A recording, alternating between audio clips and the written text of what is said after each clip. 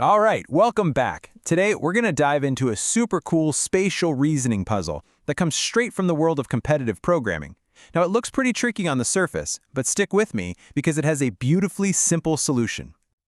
So, imagine you're working at a toy factory, and this factory builds these awesome blocky toys on a grid. But here's the twist. The price of a toy isn't about how many blocks you use. Nope, it's all about its total 3D surface area. Basically, the more paint you'd need to cover the outside, the more the toy costs. And that's our job, to figure out that price. So this brings us to the big question, right? How in the world do we calculate the surface area of a really complex shape like this, made up of dozens of little blocks stacked at all different heights? To crack this, we're going to do what any good problem solver does. We're going to forget the complicated stuff for a second and start with the absolute simplest case we can think of. Let's start with just one single, lonely little 1 by 1 by 1 cube. This is our basic building block. It's the atom of our toy universe. If we can understand this, we're on the right track. Well, a single cube is super straightforward, isn't it? It has a top, a bottom, a front, a back, a left, and a right. That's 6 identical faces. So its total surface area is 6. And hey, that lines up perfectly with the first sample case in the problem. Easy enough? Okay, so one cube is a piece of cake, but things get way more interesting and tricky the moment we add a second cube. This is where we run into what I like to call the hidden faces problem. Just look at this. If you have 2 cubes sitting apart, their total surface area is simple, right? It's just 6 plus 6, which is 12. But the moment you snap them together, bam! 2 of those faces, one from each cube, get hidden. They're mashed up against each other, so they're not on the outside anymore. And just like that, our total area drops down to 10. So here's the real headache. How do we possibly account for all of these hidden faces when we've got a whole grid of stacks, all different heights, all touching each other in different ways? Trying to count every single hidden face would be a complete and total nightmare. You're almost guaranteed to miss something. But don't worry, there's a much smarter, much more elegant way to think about this.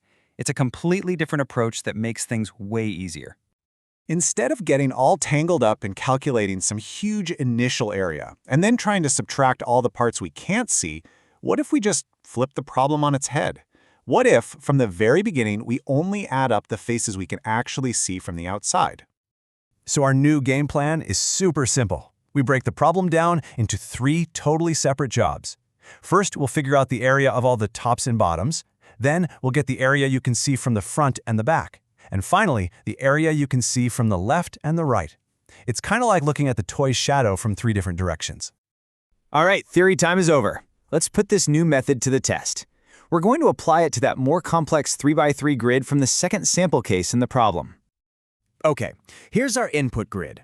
Think of this as a blueprint looking straight down at the toy.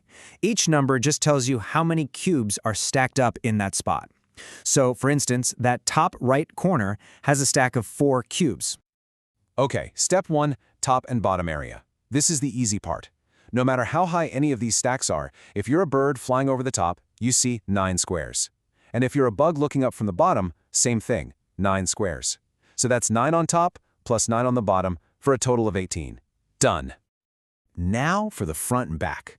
This is where it gets fun. We just scan the grid row by row.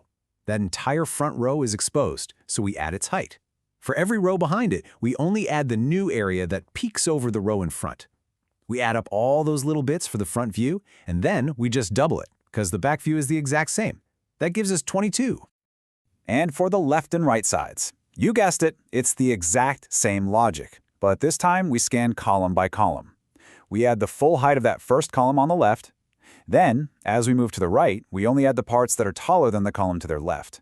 Sum that all up, double it for the right side, and we get 20. And now, the moment of truth. We just add our 3 pieces together. We've got 18 from the top and bottom, 22 from the front and back, and 20 from the left and right. Add them all up, and you get a grand total of 60. It perfectly matches the sample output. Our method works. So the logic is really clean and visual, right? It makes sense. But how does this elegant idea actually look when you translate it into programming code? Okay, a line of C++ code like this might look a little intimidating at first, but all it's doing is exactly what we just did. That Rnij is just the height of the stack we're looking at, and Rni-1j is the height of the stack right in front of it. It's just calculating the difference. Don't let the syntax fool you. All this line of code is really saying is exactly what we were just talking about. It's finding the newly exposed surface area by looking for the positive change in height from the stack in front. It's our peeking over method, just written in the language a computer understands. You know, what we just did here is a classic, super powerful strategy in computer science. It's called divide and conquer. Instead of wrestling with one giant, messy problem, subtracting all those hidden faces, we chopped it up into 3 much simpler, independent problems that were easy to solve. Then, we just added the results together at the end. And that leaves us with a cool final thought. This whole technique of understanding a complicated 3D object by analyzing its simpler 2D projections, its shadows, is incredibly powerful. So the question I want to leave you with is this. What other complex shapes, or maybe even abstract problems, could be measured and solved just by looking at their shadows?